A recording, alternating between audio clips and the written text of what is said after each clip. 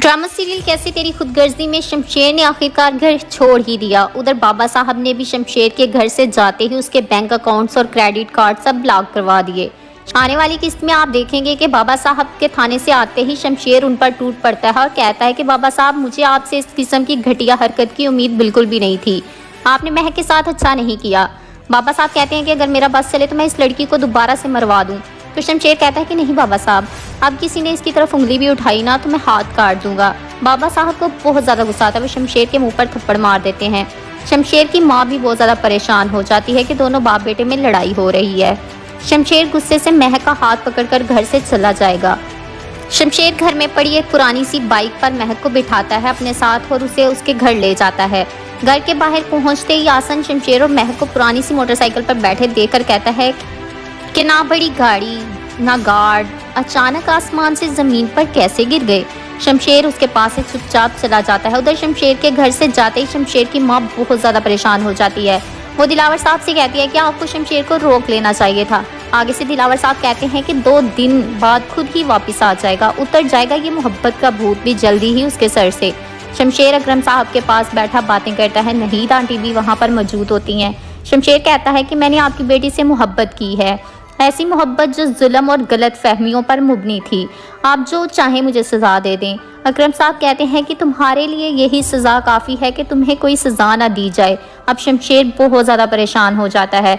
शमशेर कमरे में मौजूद महक के पास जाता है और महक से कहता है कि अगर ये रिश्ता यहीं ख़त्म होना है तो यहीं सही, तुम जा सकती हो, मैं तुम्हें नहीं रोकूंगा, तुम चाहो तो मुझे छोड़ सकती हो।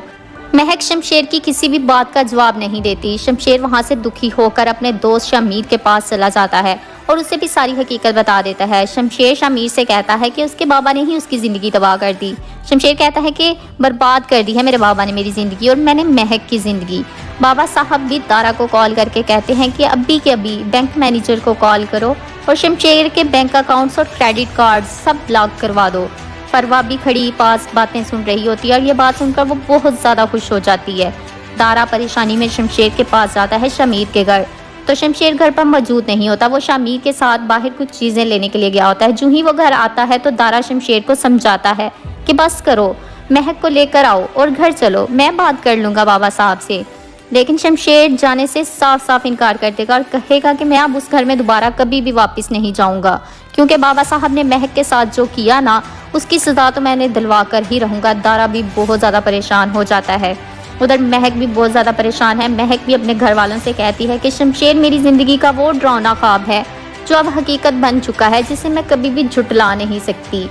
उधर घर में आसन की माँ आसन से कहती है कि तुम किसी भी सूरत में निदा से शादी नहीं करोगे। आसन अपनी अम्मी से कहता है कि मैं सिर्फ और सिर्फ ताया अब्बू की वो मुश्किल हल करना चाहता हूँ जो मेरी वजह से उनकी ज़िंदगी में है। आगे से अनदलीप कहती है कि मैं ऐसा कभी नहीं होने दूंगी, मैं तुम्हारी और निदा की शादी हरगिज़ नहीं होने दूंगी। व्यूअर्स साहब सभी क्या चाहते हैं, बाबा साहब का क्या अंजाम होना चाहिए? क्या निदा और आसन की शादी हो जानी चाहिए और क्या महक को शमशेर को माफ़ कर देना चाहिए और उसके साथ हंसी खुशी अपनी ज़िंदगी गुजारनी चाहिए? अपनी कीमती राय का इजहार नीचे कमेंट सेक्शन में ज़रूर कीजिएगा। चैनल को सब्सक्राइब करने के बाद बेल आइकन को भी ज़रूर प्रेस कीजिएगा। दुआ में याद रखिएगा, अपना बहुत सारा ख्याल रखिएगा। अल्लाह हाफिज़।